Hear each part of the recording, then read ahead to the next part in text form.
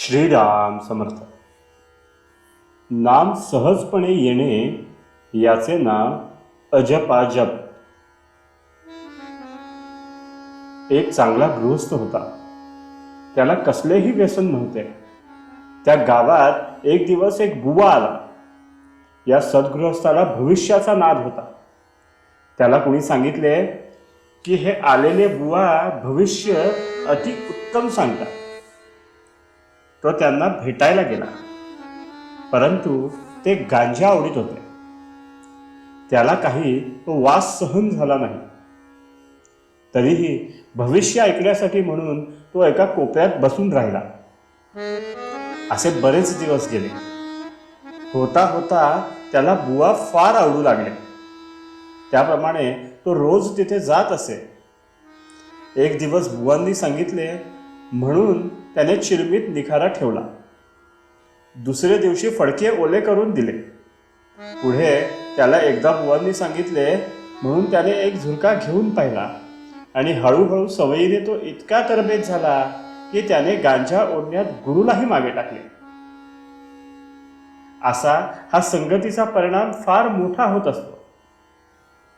ज्याची संगत केली असता भगवत प्रेम प्रकट होते, तो संत जाणावा.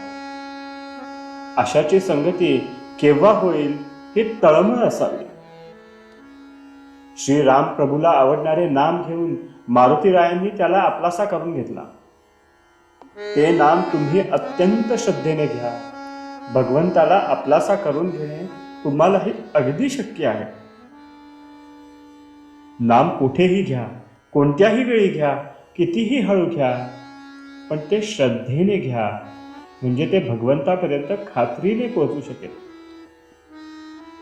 परमेश्वराच्या प्राप्तीसाठी प्राणायाम, योगासने इत्यादी साधने सांगितलेली आहेत, परंतु त्याहून जास्त महत्वाचे म्हणजे भगवंताची सहज भक्ती.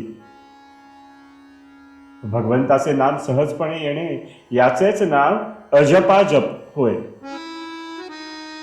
हा भक्तीचा प्रकार अत्यंत श्रेष्ठ आहे. यात मीपणाचा शेवट आहे. मीपणा जाणे हीच भगवंताची खरी अनन्यता होय.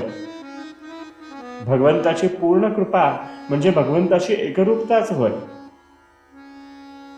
परमार्थ म्हणजे आपली सहजावस्था झाली पाहिजे आणि तशी व्हायला अंतरंगाची ओळख करून घ्यायला पाहिजे, म्हणजेच अंतर्मुख बनायला पाहिजे. भगवंताच्या नसणेपणाने उठलेले वारे म्हणजे काळजी होय.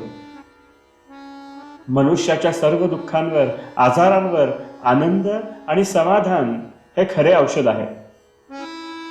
जो सदाचरणात आणि भगवंताच्या नामात राहतो त्याला हे औषध सहजी लाभत असते. या औषधाचा परिणाम नकळत आणि सहजी होत जाऊन तो शेवटपर्यंत टिकून राहतो. आनंदमय राहण्याकरिता भगवंत हवा. भगवंताकडून येणारी शांती हेच समाधान होय. मन आणि भगवंत यांना जोडणारी साखळी म्हणजे नाम. या नामात आपले सर्वस्व गुंतवले तर आपल्याला भगवंतापर्यंत सहज जाता येईल.